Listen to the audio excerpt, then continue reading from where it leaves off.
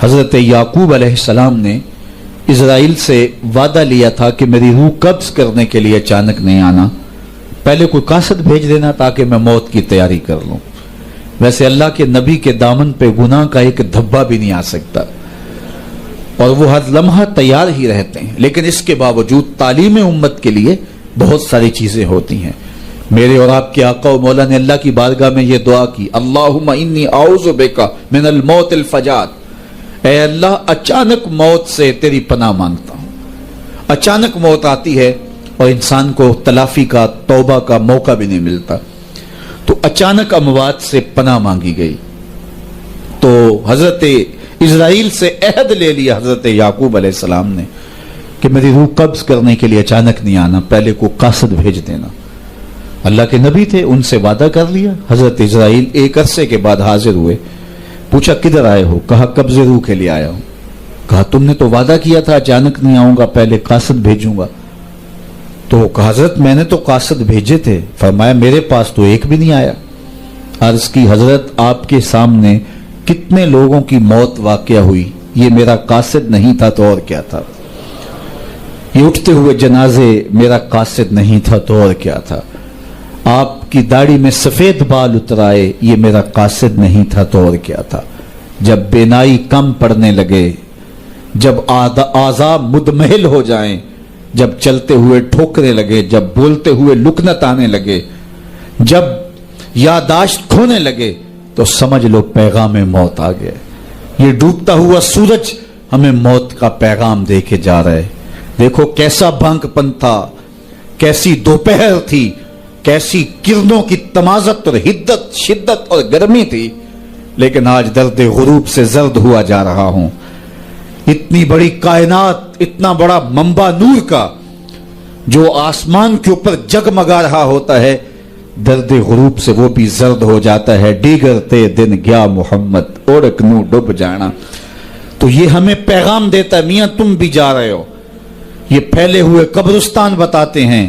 حضرت سیدنا غوث اعظم رضی اللہ تعالیٰ عنہ فرماتے ہیں جاؤ قبرستانوں میں جا کے دیکھو کیسے کیسے حسینوں کی مٹی خراب ہو رہی ہے۔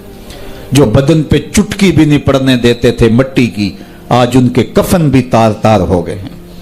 یہ ڈوبتا سورج، یہ اٹھتے جنازے، یہ پھیلی ہوئی قبریں، یہ بڑھاپا، یہ بالوں کی سفیدی، یہ کمر کا خم، یہ آنکھوں کی بینائی کا کم پڑ جانا، یہ اعضاء کا مدمحل ہو جانا، یہ چلتے ہوئے ٹھوکنے لگنا، بولتے ہوئے لکنت لگنا، یہ سب کچھ موت کا پیغام ہے۔ حضرت عمر بیٹھے تھے دربار میں، ایک شخص آ کے کھڑا ہو گیا، یا عمر لا تنسا موتک، عمر اپنی موت کو نہیں بھولنا۔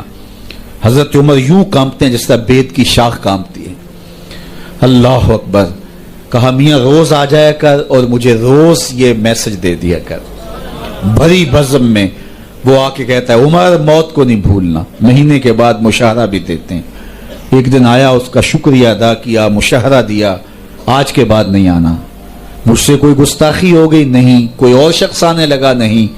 تذکیر موت کی ضرورت نہیں رہی؟ فرمایا نہیں۔ تو پھر مجھے چھٹی کیوں دی جا رہی ہے؟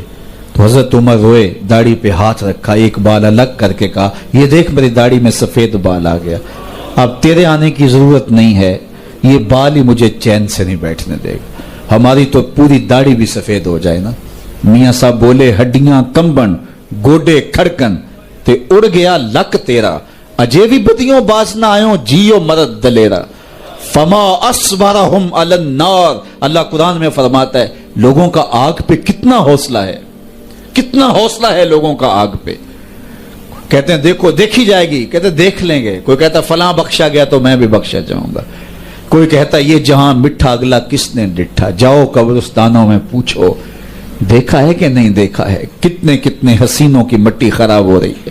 تو قبل اس سے کہ وہ وقت آئے کوئی حجت باقی نہ رہے، مجھے اور آپ اپنی زندگی کو اللہ کے حضور سپرد کرنا ہے اور موت کا ذائقہ ہر ایک نے چکھنا ہے، قبل اس سے کہ وہ وقت آ جائے اور پھر پچھتاوا ہو۔ آج میں اور آپ اپنی زندگی کو اللہ کے حضور پیش کرنے سے پہلے اپنے آپ کو تیار کریں۔